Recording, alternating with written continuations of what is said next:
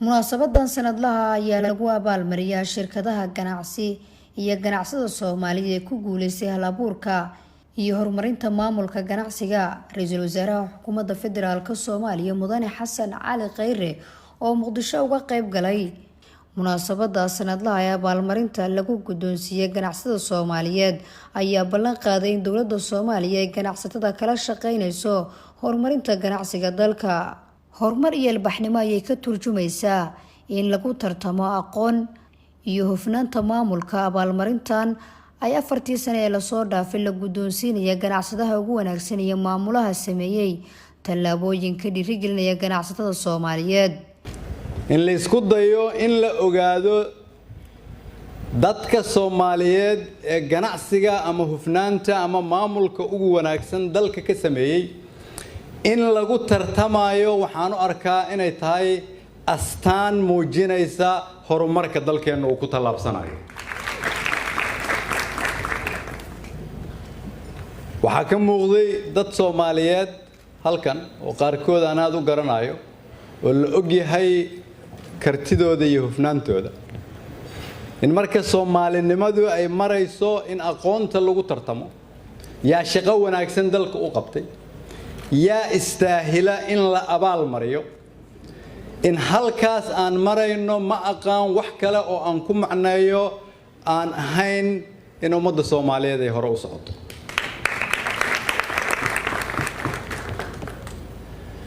saddex sano ka hor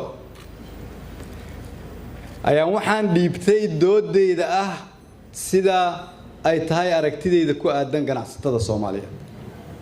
3 sano kadib wali waxaan taaganahay meeshii iyadii oo doodaydu ay ka sii culus tahay. doodaydu waxay tahay ganacsatada Soomaaliyeed waxay dalkan ka soo shaqeeyeen waqtigii aan ku jirnay dhibaatada ugu badnayd. waxay soo samata bixiyeen dalkan. waxay dhaqaale ku abuureen iyadoo loo marayo dhib. laakiin waxay dhaliyeen iftiin kale iyadoo xuduudada xiran yihiin ayaan iyaga xuduuda ka xirnayn. iyadoo colaad jirto ayaan iyaga colaad dhexdooda ka jirin. iyadoo qabyaalad lagu shaqaysto ayay wax soo saar u ahaa dhaqankooda. Ra'iisul Wasaare Khayre ayaa xusay in ganacsada Soomaaliyeed lafdhabar u yihiin dowladnimada iyo horumarka dhaqaalaha dalka. qarniga 21aad ayaa lagu jiraa waa in aqoonteena shaqo iyo maamul ay ku saleysnaataa qarniga 21aad. waa inaan lahayn nidaam fikir oo ku saleysan qarniga 19aad. dawlad aan ganacsatadeeda xoojin fursad u samaynin meel gaari mayso. ganacsato aan aqbalin inay dawladeeda xoojiso gacmaha qabsato canshuurta bixisana iyaduna ganacsigooda meel gaari maayo. waxaan halkan aad ugu faraxsanahay caawa in wiilal iyo gabdho Soomaaliyeed lagu guddoonsiiyay abaalmarin la bixinayay 4 sano la soo dhaafay. ganacsatana ay ku bixiyaan dhaqaale si ay u suurto gasho dad Soomaaliyeedna ay ka shaqeeyaan sidii ay u soo xoli lahaayeen cidii mutaysatay. dowladda Soomaaliya ayaa waqti badan gelisay horumarinta ganacsiga Soomaaliya waxayna ku guuleysatay in xayiraadii laga qaado shirkadda Barakaad sida uu sheegay Ra'iisul Wasaare Xasan Cali Khayre. ku dhawaad 3 sano ka hor ayuu u yimid Sheikh Axmed Nuur oo uu sheegay in shirkaddii Barakaad wali ay liista ku jirto. 3 sano ku dhawaad ayaa dawladdu kala shaqeynaysay. mana ugala shaqeynayn haba yaraatee inaan isaga wax ka helno. waxaan ugala shaqeynaynay waxaan aaminsanahay inay tahay shaqadeen.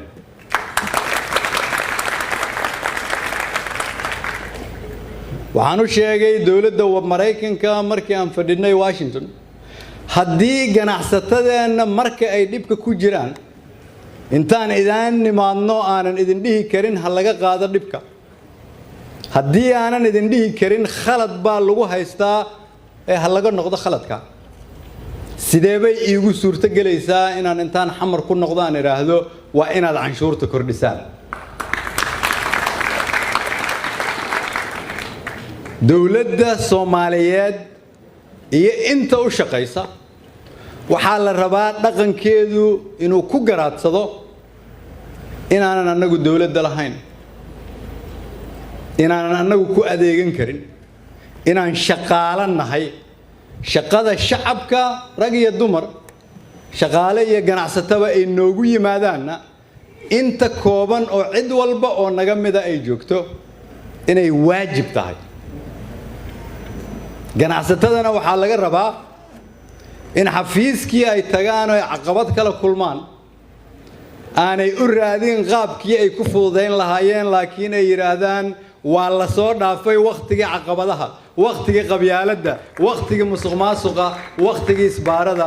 waxaa la soo gaaray wakhtigii dadka Soomaaliyeed loogu adeegi lahaa xafiisyada Soomaaliyeed. Ra'iisul Wasaaraha Xukuumadda Federaalka Soomaaliya Mudane Xasan Cali Khayre ayaa tilmaamay in fursad weyn ay u tahay ganacsiyada Soomaaliyeed marka dalka deynta laga cafiyo, isla markaana loo baahan yahay inay ka faa'iideystaan isla markaana ay u diyaar garoobaan. 3 sano ayaa dawladdeenu waxay ka shaqeynaysay dalka in deynta laga cafiyo. in dalka deynta laga cafiyo shaqadeenu ma ahayn in banaanka dhaqaale nooga yimaado ama inaan tuugsiga sharciyeysano. in dalka deynta laga cafiyo macnaheedu waxa ay tahay in la ka hor wareejiyo caqabadihii ku hareersanaa ganacsatada Soomaaliyeed si ay u sii ganacsan karaan. in dalka deynta laga cafiyo macnaheedu waxay tahay in hay'adaha horumarinta iyo cid walba oo dunida joogta oo rabta inay maal gashato Soomaaliya shuruudihii hortaagnaa laga wareejiyo. waxa ay tahay in qof walba oo rabta bilyan ama 2 ama 3 ama 4 ama 5 ama 10 ay u furnaan doonto inuu dalkan yimaado. kulanka oo ka dhacay mid ka mid ah beeraha Awdheegle ayaa looga hadlayay sida ay u wada shaqeyn lahaayeen ciidanka xoogga dalka Soomaaliyeed AMISOM, maamulka degmada iyo shacabka si meel looga soo wada jeesto argagixisada Al-Shabaab. qaybaha kala duwan ee bulshada, qaar ka mid ah odayaasha dhaqanka Awdheegle, maamulka gobolka Shabeellaha Hoose, saraakiisha ciidanka xoogga dalka iyo kuwa AMISOM, xildhibaan Nuur Siido oo ka tirsan baarlamaanka Soomaaliya ayaa ku sugnaa kulanka. gudoomiyaha degmada Awdheegle Cabdullaahi Cusmaan Abuukar iyo taliyaha ururka 66aad ee ciidanka xoogga dalka Soomaaliyeed ee ku sugan degmada Awdheegle Cornel Axmed Maslax Xuseen ayaa bulshada Awdheegle ku amaanay sida dhow ay ula shaqeeyaan ciidanka iyo maamulka. waxaa la degmada Awdheegle mashaariic loo soo wadaa dhulkana lagu dhisaa bari annaga ninkii la bedel iyo ninkii dhinto waay. marka waxaad ogaanaysiin marka waxa la idin ka rabaa inaad dadka maamulka degmada Awdheegle inaad la shaqeysaan iyo midka gobolka dawladda dhan inaad la shaqeysaan la idin ka rabaa. marka aad iyo aad u maasantiin waxaan rabnaa sidii ballanteena ahaydba inaynu gacmaha is wada qabsano ka shaqeyno danteena taasoo ah inaynu cadawga ummadda Soomaaliyeed ragaadiyay aynu hal meel uga soo wada jeesano si aynu u helno nabad inoo qalanta. xildhibaan Nuur Siido Baaba oo ka tirsan golaha shacabka ayaa bulshada ku baraarujiyay faa'iidada dawladnimada. ugu horreyn waxaan rabaa inaan mahad gaar ah aan u jeediyo maamulka gobolka Shabeellaha Hoose oo ugu horeeyo gudoomiyaha gobolka Shabeellaha Hoose Ibraahim Aadan Cali Najax. waxaan gudoomiyaha gobolka Shabeellaha Hoose aan ugu mahad celinayaa baahidii aan safarkii hore halkaan imaaday aan u jeediyay qayladhaanta aan ka sameeyay jawaabteedii degdega ahayd ee maanta la soo bixiyay. gudoomiyaha gobolka Shabeellaha Hoose Mudane Ibraahim Aadan Cali Najax ayaa bulshada u sheegay in maamulka uu garab taagan yahay baahiyaha ka jira magaaladana la dabooli doono. waxaa ugu horeeya isbitaalka degmada in la dhiso.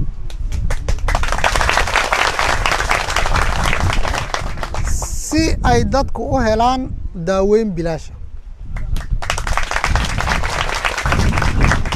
dhaqaatiirtii ka shaqeyn lahayd degmadan Awdheegle way diyaarsan yihiin insha Allah taala waxay la imaan doonaan taliyaha saldhigga iyo ciidankiisa booliska hadda imaan doona ayay la imaan doonaan.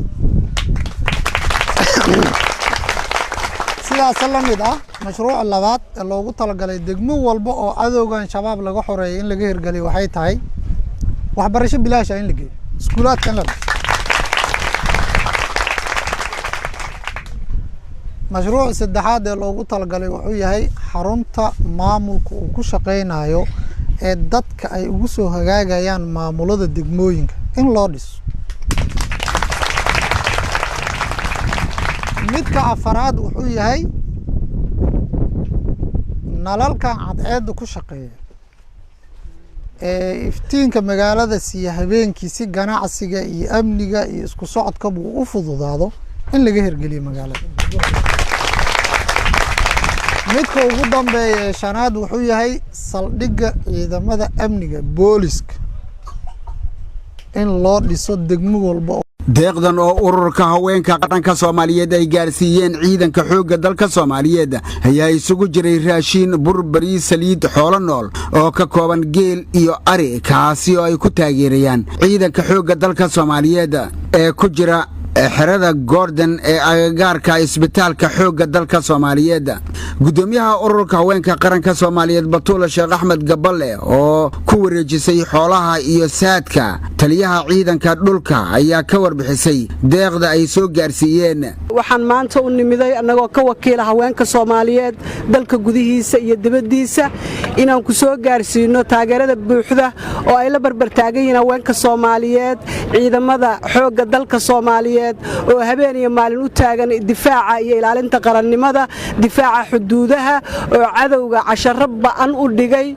taageerada aan u hayno inaan ku soo gaarsiino waxaa hordhaca oo hadda aan soo gudbinay oo haweenka Soomaaliyeed ay noo soo wakiisheen geel, ari, cunto kala nuucnuuca, cabitaan kala nuucnuuca oo loogu talagalay sahayda ciidanka.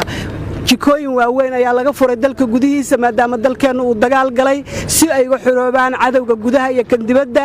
jikooyinkaas oo lagu diyaarin doono sahayda ciidanka oo lagu yaqaano oo haweenka Soomaaliyeed caanka ku yihiin, kuwaas oo isugu jira cuntooyin qallalan oo ku fiican qofka marka uu joogo goobta dagaalka ama uu ku jiro xarbi uu dalkiisa ugu jiro inuu ku noolaado oo aysan enerjidu ka lumin. taliyaha ciidanka dhulka Generaal Cabdixamiid Maxamed Derer oo la wareegay deeqdani ayaa u mahad celiyay haweenka Soomaaliyeed gaar ahaan ururka haweenka qaranka sida ay mar walba u garab taagan yihiin ciidanka xoogga dalka Soomaaliyeed. wuxuuna sheegay in goordhow ay ciidanka xoogga dalka Soomaaliyeed ka xoreyn doonaan goobaha farakutiriska ee maleeshiyaadka argagixisadu al-shabaab ay kaga dhuumaalaysanayaan qaybo ka mid ah wadanka. gudoomiyihii ururka haweenka Soomaaliyeed Batuula maanta iyo haweenkii Soomaaliyeed halkan taagan yihiin iyagoo taageero aan la soo koobi karin la garab taagan ciidanka xoogga dalka Soomaaliyeed.